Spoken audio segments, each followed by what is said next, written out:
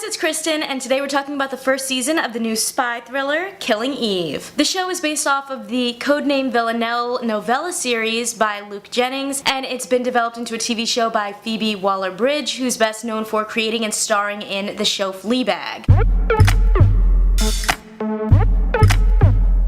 So Killing Eve is a British-made American drama that follows a desk-bound MI5 officer named Eve Polastri, who's hot on the trails of a psychopathic assassin named Villanelle, and over time the two develop a mutual obsession with each other. Before we even get into the show itself, I think we need to take a moment to just recognize how incredibly talented our lead actors are. Sandra Oh stars as Eve, while Jodie Comer takes on the role of Villanelle, and I just have to say they both really knocked it out of the park with their performances in this show. Sandra Oh as Eve has this interesting fascination with female assassins. She can really see through bullshit, and I particularly like the growth that we get to see in her character. Originally, when she's stuck at her desk, we always see her with her hair up, but as we see her get more into the action that's going on, we get to see her literally and figuratively put her hair down as she really becomes happier and just more engrossed in this world that she loves. I think that just shows all of the detail that went into the show and into every aspect of the characters that we're following. I also found it particularly interesting that when originally reading the script for this show, Sandra Oh didn't even realize that she was being considered for the lead, because throughout her career she's kind of been brainwashed into thinking that she's a best friend type of character and didn't see herself as a lead. And obviously this role has been incredible for her, winning her a Golden Globe, a Critics' Choice Award, and I'm sure more awards in the future. And Jodie Comer specifically is mesmerizing as the playful and psychotic Villanelle. She just has no remorse, she does whatever she wants to do, and I believe her in the role, you know? And it's so funny seeing her in a show like this because I only knew her from this British teen drama show called My Mad Fat Diary, and the role that she played in that versus this is completely different. And the fact that she's able to believably take on these different accents and languages is just a testament to how incredibly talented she is. It was just so impressive to me to see her just so completely transform, which is what you want to see in an actor. While I did really love the show, I did think that there was a slight lack of storytelling at certain points where things just seemed a little bit obvious or too easy, but I think these actors really made up for it with their ability to transform in their roles. And the relationship between Eve and Villanelle, wow, has to be one of the most impressive and complex and interesting aspects of the show. There's this mutual obsession that borderlines on sexual attraction that's going on between these two characters that really complicates the story and just makes it so much more interesting to watch. You know, I think a lot of times you have Jason Bourne or James Bond or even Austin Powers, and to see these women kind of leading the charge in this spy thriller is really awesome. In addition to our main leads, we also get to see some other strong women coming into the picture to take on these bigger roles in this spy thriller drama, which I think is really cool because I don't think that's something you see very often in spy thrillers. We get to see Fiona Shaw as the head of the Russia section of MI6, and you might know her best as Petunia Dursley from the Harry Potter series. We also get to see Kirby Howell-Baptiste, who you might know from The Good Place as Elena, who's Eve's right hand. So that was really cool just to see these women kind of taking on these bigger roles in a field that I feel like is typically taken over by men. There's also this really great balance of humor in the show, which I was not expecting. You know, in our first introductions of the characters, we see Villanelle knock over some little girl's ice cream, and we see Eve screaming bloody murder, thinking that, you know, something's happening to her, she's being attacked, and it turns out her arms fell asleep. I think we also get to see some scenes and character situations play out in ways that we're not typically used to for a spy drama. Eve ends up shattering the glass in a bus stop. It seemed like this very epic actiony moment, and then she's like trying to get glass out of her hair, and it kind of turns from this serious moment into a more comedic one, where there's this guy who's a double agent, and he shares that the reason that he was giving out all this information was because he was trying to help his family, and the way that it all comes together, it just seems very lame. You know, like you don't feel for him at all.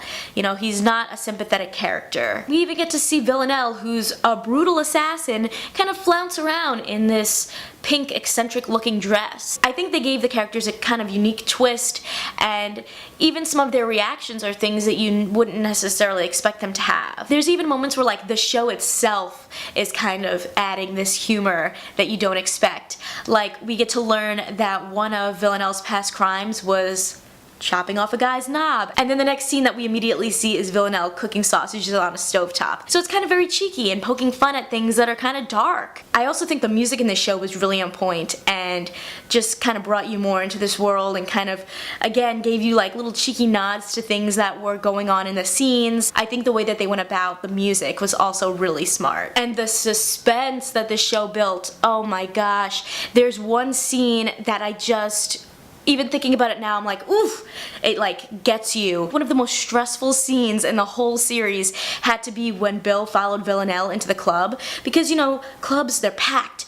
You know, there's so much going on, you can't just easily get to someone. You're like pushing, shoving through people, and you could really feel that tension and that anxiety just watching that scene, and it was just really well done. Like, you could feel the stress that Eve must have been going through when she got there. On the other side of things, like I mentioned, there were some moments of the show that I felt things were a little too obvious or a little too easy, or there were just some situations that I felt didn't really make a lot of sense, specifically ones around Frank or when Villanelle has to team up with Nadia and Diego. But honestly, I really think that Sandra Oh and Jodie Comer's performances just overshadowed any real flaws that you might have found in this show. I was just so wrapped up in what they were doing and their performances that some of those other moments and, you know, lapses in storytelling didn't bother me as much because they just did such an incredible job building these characters. Let's talk slight spoilers, but more what we can expect in season 2. So at the end of season 1, we really get to see Eve and Villanelle have a moment. They have some time together, and Eve ends up stabbing Villanelle, and Villanelle escapes. So what does that mean? You know, I think that these characters don't have the reactions you expect them to have. You would think if someone stabbed you, you'd be upset, but I could see Villanelle being impressed and liking Eve even more for doing that. I've also heard rumors that we could see the two of them teaming up in season 2, which I could definitely see happening, especially because as we've kind of gone through this first season, it seems like the good guys and bad guys really aren't that different. It's kind of the same people. I definitely think that there could be some kind of way for the two of them to work together. Chief writer and executive producer Emerald Fennell has teased that, you know, Eve has done something that she can't really come back from, something that has changed her forever, and it's gonna have repercussions in all of her relationships. And I think that could mean a lot of things. I think that could definitely be referencing the fact that she stabbed Villanelle and kind of how she feels after the fact. Maybe this is teasing Villanelle and Eve teaming up, or maybe this could even tease that Eve will get into the assassin field as well, because, I mean, as someone who is clearly obsessed with female assassins, maybe there's a part of her that wants to be one. I also am just really curious to learn more about Villanelle and her background and how she became this ruthless assassin, so I'm hoping that we get to see some flashbacks in season 2 to her childhood and just kind of learn where this all came from. Killing Eve has this really compelling cat and mouse chase going on with Sandra Oh and Jodie Comer's characters, so I'm really curious about season 2 and what's gonna happen there. It's supposed to come out on BBC America on April 7th. So that's coming pretty soon. Spring. It's already January. We get February, March, April. We're almost there. I would love to know what you guys thought about Killing Eve. I'm still just completely blown away by the performances by Jodie Comer and Sandra Oh. If you haven't checked out the show yet, please just do it for their performances alone. Make sure to give this video a thumbs up if you liked it and click that subscribe button because they come out with new videos every week. See ya!